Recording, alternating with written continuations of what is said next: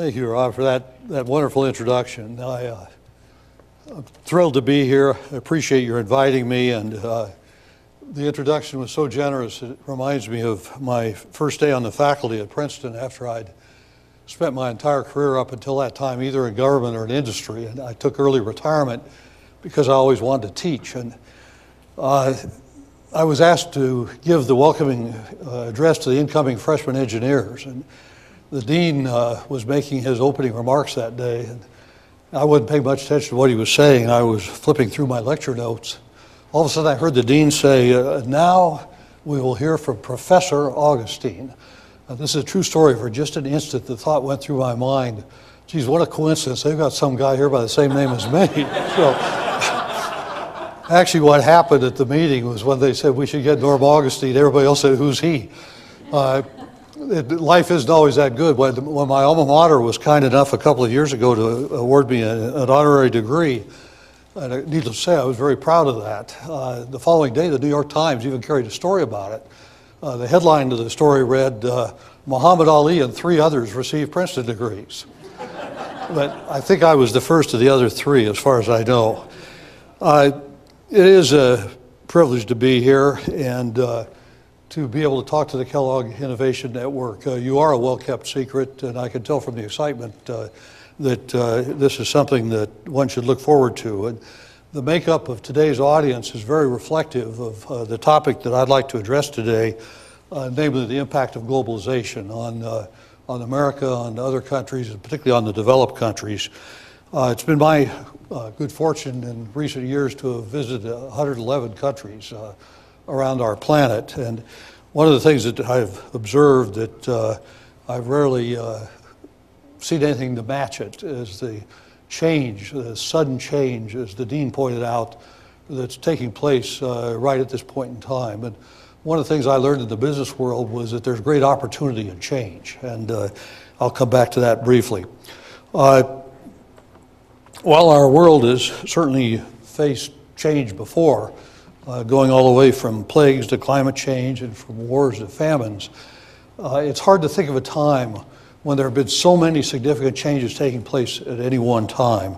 And I think that makes today a little bit unique. And the list is long, and it is challenging. It goes all the way from a shaky economy to ongoing wars, to social unrest, to terrorism, to climate change, high energy costs, concentration of wealth among individuals and among nations.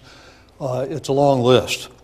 So my topic today is America's evolving role in the world. But really, to talk about that, one has to talk about how is the world evolving, at least as I would see it. And so I want to spend a good deal of my time talking about that and sort of how it impacts America and the other developed nations in particular. Also, as you may note if you've read my biography, I'm an engineer.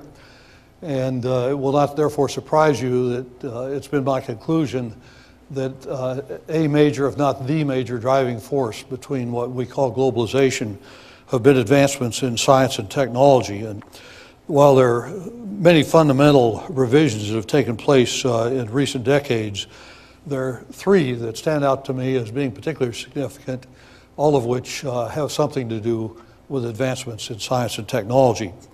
The first of these is the fact that for the first time in the history of the world, individuals or very small groups acting independently can have a profound impact on the lives of large numbers of people around that world. The advent of small nuclear weapons and the ability to control those is certainly an example. Another, perhaps even more concern are such things as designer biological weapons in the hands of very few people. As we all know, so sadly, even a few airplanes filled with fuel attacking skyscrapers run by just a very few people can profoundly impact the life of an entire nation and indeed the world. I recall right after 9/11 speaking to a fellow who was running a kiosk on Easter Island, which is not exactly in the center of the universe. He was on Easter Island and he was selling wood carvings he made. I asked him how business was. He said it was very poor, and in fact, he was very concerned about being able to feed his family. I asked him, well, what had happened? And he said, there were some people living in caves in some place called Afghanistan who blew up some tall buildings in a place called New York, and the Americans and the European tourists won't come to Easter Island anymore, so I'm having trouble feeding my family. Well, that's globalization as we know it today. Further, given the growing complexity of technological systems that we depend more and more upon, the vulnerability that we face is increasing, and indeed our lives are likely to become more and more tenuous in that regard. I speak, for example, of our dependence upon the electrical grid or the energy grid, the petroleum pipelines, or the banking system and its electronic dependence. The ability to store information for all kinds of reasons. Every 18 months, we double the amount of information we store today. And so that is one major issue, I think, is the power in the hands of very few individuals to do either good or bad. The second development that I refer to has to do with the increase of the life expectancy of humans, many of the humans on this planet. In my case, my mother was born at a time in the state of Colorado that the life expectancy in the United States was 47 years. When she died, the life expectancy was 79 years. And think about the impact that that has in terms of providing social services, in terms of the cost of health care, just population growth itself, the impact on human migration, and just the overall stresses it places on our globe. But then there's what I think is the most profound of the three things I cite, all driven by science and technology to a considerable extent. And that third one is, of course, globalization. In my opinion, globalization is principally attributable to two developments. The first of those was the advent of the jet aircraft that's made it possible to move things, objects, including people, around the world at nearly the speed of sound. And the second is the advent of modern telecommunication systems, storage systems, processing systems that have made it possible to move information, knowledge, ideas around the entire globe, literally at the speed of light. And that changes virtually everything. The result of this, in the words of Francis Cairncross, writing in The Economist, was that distance is dead. And indeed, distance is dead. And that is very important. In fact, the far-seeing Nobel laureate Arthur Compton wrote in 1927 that, and I quote, "communication by printed and spoken word and television will be much more common, so that the whole earth will be one great neighborhood." And to fully appreciate the implication of this, let me turn the clock back just a little bit. Since you think big here at Kin, let me turn the clock back 200 million years to start out. 200 million years ago, my geologist friends tell me that there was a supercontinent that we now know as Gondwanaland. Gondwanaland consisted of South America, Africa, and Antarctica, the Indian Peninsula, and Australia, and various other tidbits, I guess. And it began to break up at about that time, and the pieces drifted away from each other. And as they drifted away, they had less and less impact on one another. They became considerably more isolated. But then, according to my economist friends, just in the last couple of decades, a miraculous thing happened, and that is that all these pieces came smashing back together again, as if they were totally adjoined. And of course, they were speaking figuratively, but think of that, 200 million years of drifting reversed in a couple of decades. And that's the sort of a place that we are living. Tom Friedman refers to this in his book, The World is Flat, as globalization has accidentally made Bangalore, Bethesda, and Beijing next door neighbors. And this is also a truly unusual happenstance. and it brings about things that we somewhat take for granted today, but think about it. A single trader in Singapore can now bring down England's most venerable bank. Or the Shanghai surprise could undermine the value of U.S. securities, or the devaluation of the Russian ruble could bring about the essential demise of the largest hedge fund in America. Or America's subprime credit abuses could push Iceland to the edge of bankruptcy. Or a street demonstration in Greece can change the value of securities around the world. Or a policeman and a street vendor in Tunisia getting in an argument can trigger an Arab Spring that spreads throughout the Middle East. It is a change. This also impacts business. And let me give you just a very trivial example, if you will. It relates to a product that's not overly complex, but it's fairly commonly used, and that's the toothbrush. The CEO of Bausch & Lomb has pointed out that the electromechanical design of their toothbrushes are performed in Germany and Japan. The motors come from China. The brush head is from Ohio. The batteries are from Japan. The molded plastics come from Georgia. The charging base comes from Hong Kong, and the final assembly is performed in Mexico, and their customers are in countries all around the world. That's a toothbrush. One of the more profound consequences of globalization is that citizens will no longer compete for jobs with people across their community, across town. People are going to have to compete for their jobs with others, their neighbors, all around the world. No longer will people in Denver, where I grew up, compete with people in other parts of Denver. People today will have to compete with their neighbors in Taiwan and Toronto and Toulouse and Tacoma and so on. One could add to this list the fact that some 3 billion new capitalists, would-be capitalists, entered the job market when the global political system was restructured at the end of the last century.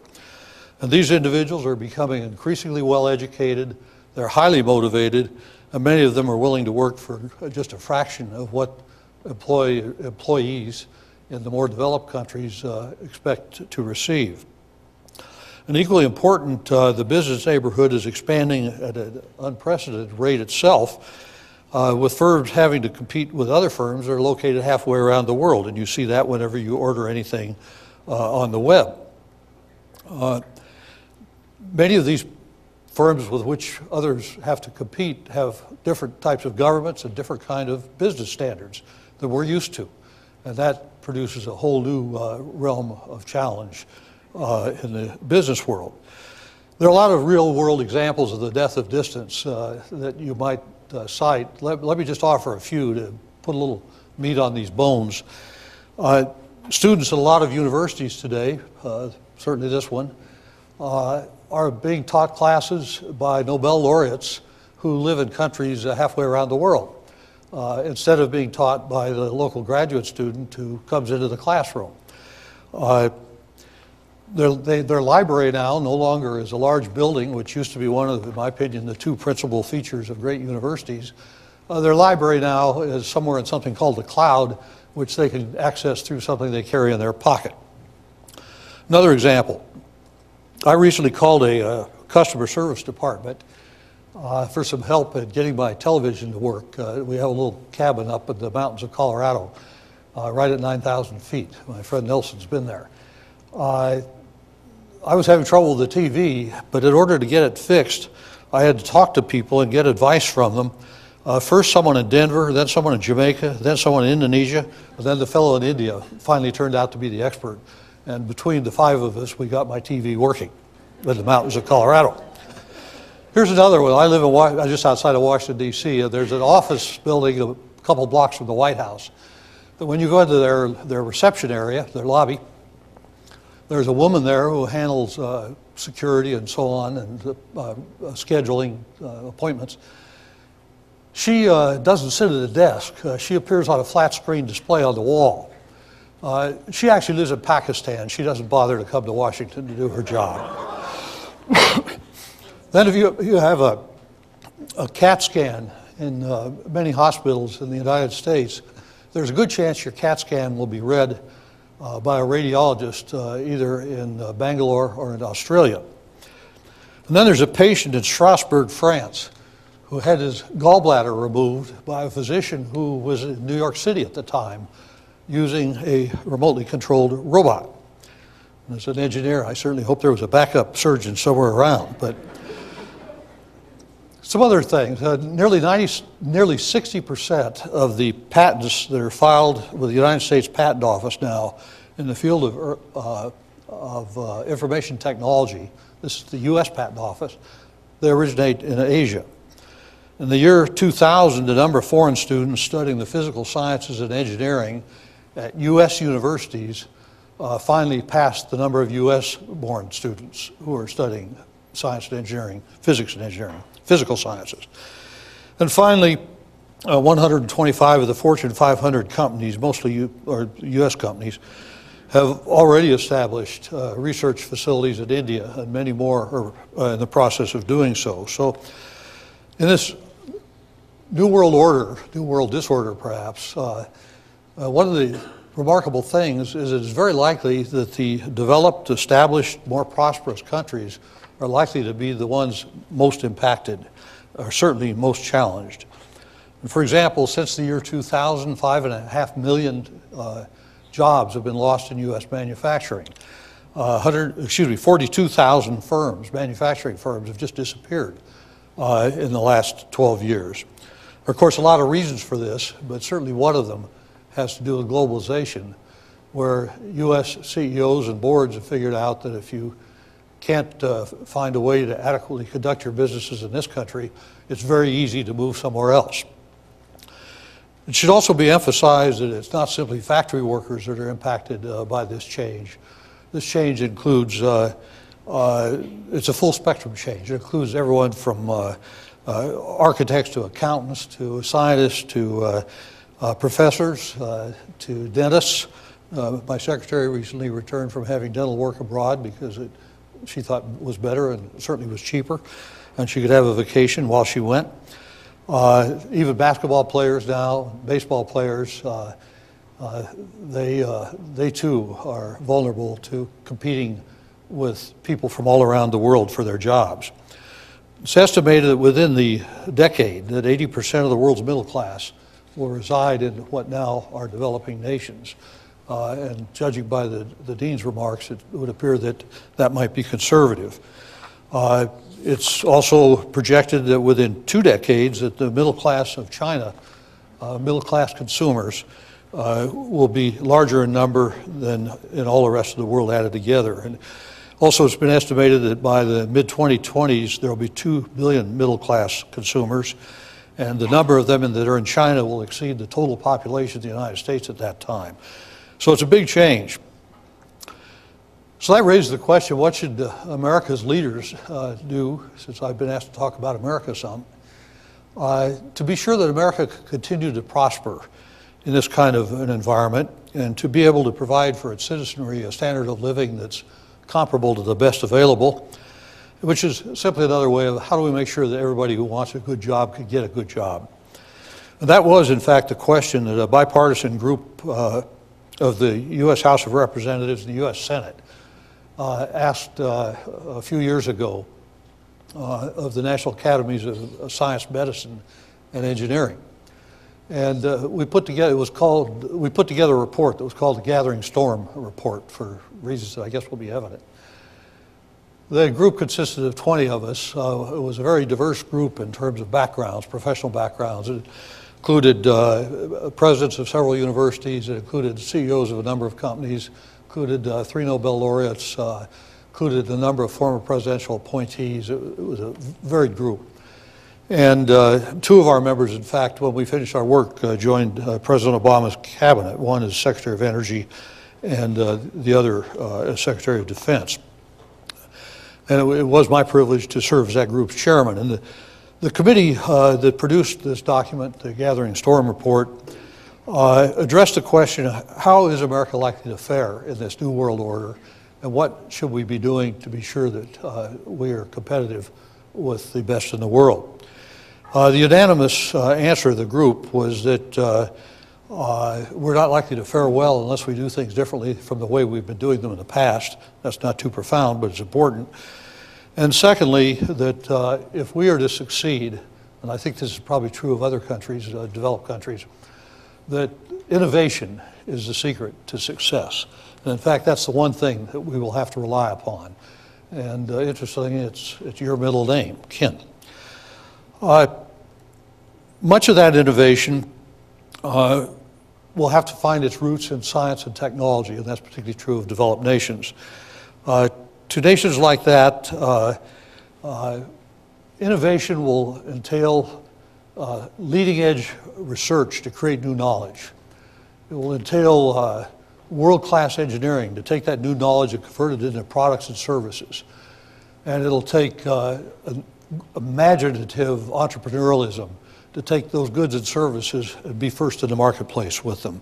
And that is what entrepreneurialism will be all about. And this will require not only great financial capital, but even more importantly, great human capital. And that brings us to education, which in this new world order will, in the opinion of the group that did this study, will be the coin of the realm, education. According to the U.S. Secretary of Education, over the past 35 years, the share of jobs in the United States that require a post-secondary education have increased from 28% to 59%, and it's been estimated that it'll be 63% by the end of the decade that we're now in. So how does a nation promote innovation? You must know a lot about that since it is your middle name. Let me offer for you my 10 rules of thumb of how you promote innovation. The first one is to set very demanding goals. Newt Gingrich once asked me if I knew why lions didn't hunt chipmunks. And only Newt would ask that. This was out of the blue, and I said, no, Newt, I'm sorry, I don't know why lions don't hunt chipmunks. And he said, because if they catch them, they starve to death. Pretty profound. Set high goals, or you starve to death. Secondly, I think that the next key is to find the most talented people you can possibly find and pay for them whatever it takes. 100 or even 1,000 good scientists probably could never have done what one Einstein did. Next, provide creative people with the opportunity and the freedom to explore and pursue new avenues that may serendipitously appear before them. A lot of examples of that. The development of penicillin would be a classic. The next rule is to not discourage, but to encourage, to welcome disruptive ideas and people. The next is don't punish failure when the cause of that failure is merely well-intentioned but unfortunate decisions. The next is to search for discontinuities, as I mentioned earlier, whether they be discontinuities in regulation and financial situations, in world politics, and technology, because hidden in those discontinuities is great opportunity. And certainly in the company I used to serve, Lockheed Martin, in normal times, we never could have built a company like that. We combined 17 major companies or parts of major companies in 5 years to build Lockheed Martin. We couldn't have done that in the prior century history of aviation. It took the collapse of the Berlin Wall and the collapse of the U.S. defense budget to make that possible. Next is to encourage work that cuts across technological disciplines. Increasingly, great advancements are being made by putting together pieces from various disciplines. And you particularly see that today with the biosciences and the physical sciences coming together. I think they're going to have just a dominant impact on developments in the future. And my last rule is to be patient, because it isn't easy. Things go wrong. Murphy is hidden at every step. Well, leadership among nations in innovation or other fields is not something that is a birthright. One has to earn the privilege of leadership and has to re-earn it every day. And it's of course important that every nation on this planet prospers. It's in every nation's best interest, individual interest, if all nations can prosper. Similarly, it's in no nation's best interest not to prosper. And it's now projected that by 2050, less than 20% of the world's GDP will be generated in the US and Europe combined, suggesting the magnitude of the change that these developed areas are going to face. In that regard, my first trip to China was in 1978. I've been back every 3 or 4 years since. I'm going in about 2 weeks from now. And what has happened there in terms of economic development just absolutely transcends anything I've ever seen in my life anywhere that I've ever been. Which brings me back to the commission, the Gathering Storm Commission, of the question of what do we do? One of the things that that commission found in studying a series of reports was that 50 to 85% of the increase in US GDP in the past decades, as long back as 50 years actually in one study, could be attributed to advancements in science and technology. Similarly, 2/3 of the increase in productivity has been shown in the US to be attributed to those same two fields. These two fields, of course, or those two areas of advancement have a major impact on standard of living, quality of lifestyle, and things that are very important to the public. Furthermore, my own calculation, and again, I'm an engineer, not an economist, but was that for each percent of GDP we add about 1 million jobs. So the sorts of numbers I've been talking about are life-changing, nation-changing figures. In another report that was put out by a group I happened to work on that put its report out before 9/11, it was called the Hart-Rudman Commission for Gary Hart and Warren Rudman, highly bipartisan group. Their conclusion to the study they were doing, which is focused on national security, was, and I quote, "Second only to a weapon of mass destruction detonating on an American city, we could think of nothing more dangerous than a failure to manage properly science, technology, and education for the common good." And while the Gathering Storm report did emphasize the importance of science and engineering, it didn't suggest that because of the ability of creating jobs for scientists and engineers. Scientists and engineers in America are about 4% of the workforce. And if you double that number, it's helpful, but it doesn't change the situation drastically, particularly when you have a 15% real unemployment such as we have today. The point is that 4% vastly disproportionately creates jobs for the other 96%, not only in this country, but around the world. For example, you take the invention of the iPad and the BlackBerry or the iPhone, they all were rooted in much earlier work that was performed in solid state physics in laboratories at universities and corporations in this country and elsewhere. And I suspect the people doing that work in solid state physics had no idea that they were creating jobs for assembly workers, for truck drivers, for salespeople, for musicians, but indeed they were.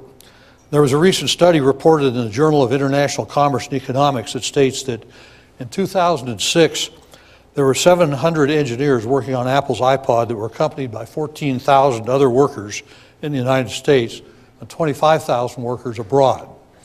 And Steve Jobs told President Obama not too long ago that the reason Apple employs 700,000 people elsewhere in the world is because they can't find 30,000 engineers here in the United States.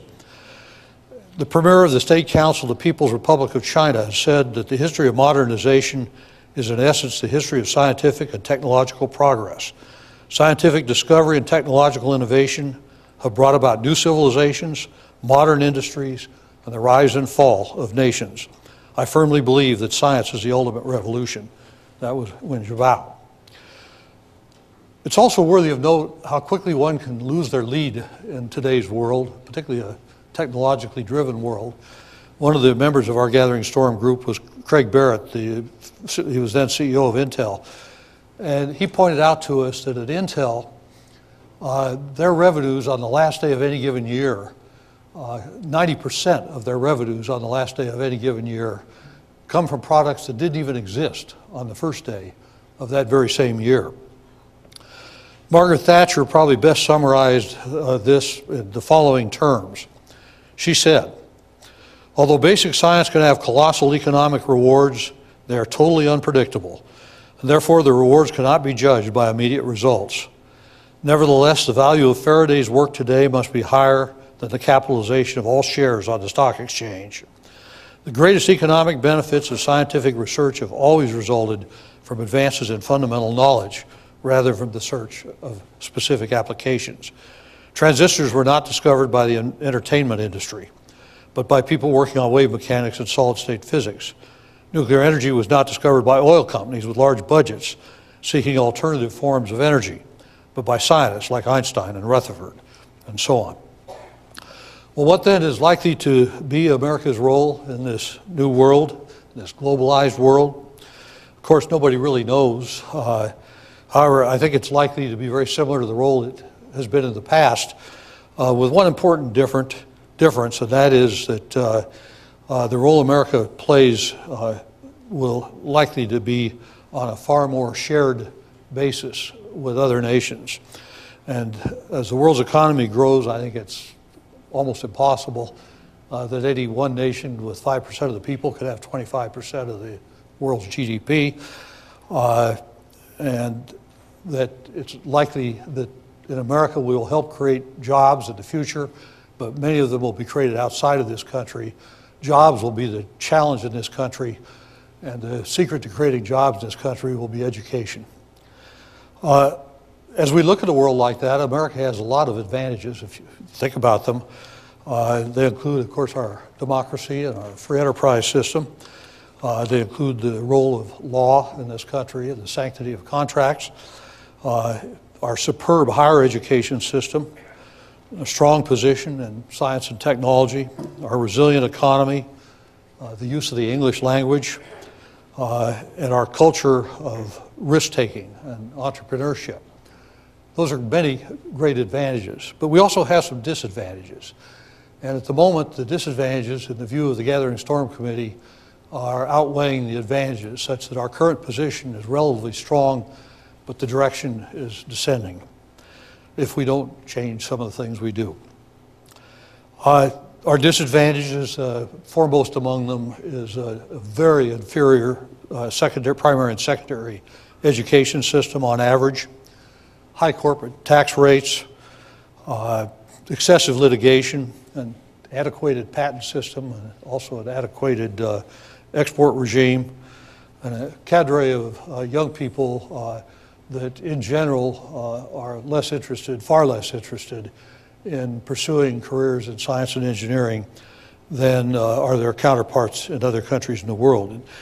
As I said, hopefully America will see fit to fix some of these problems so that it too could enjoy the benefits of innovation and globalization that are sweeping this planet. In that regard, of our impact in helping create jobs elsewhere, Intel's Howard High commented that we go where the smart people are. Now our business operations are 2/3 in the US and 1/3 overseas, but that will flip over in the next 10 years.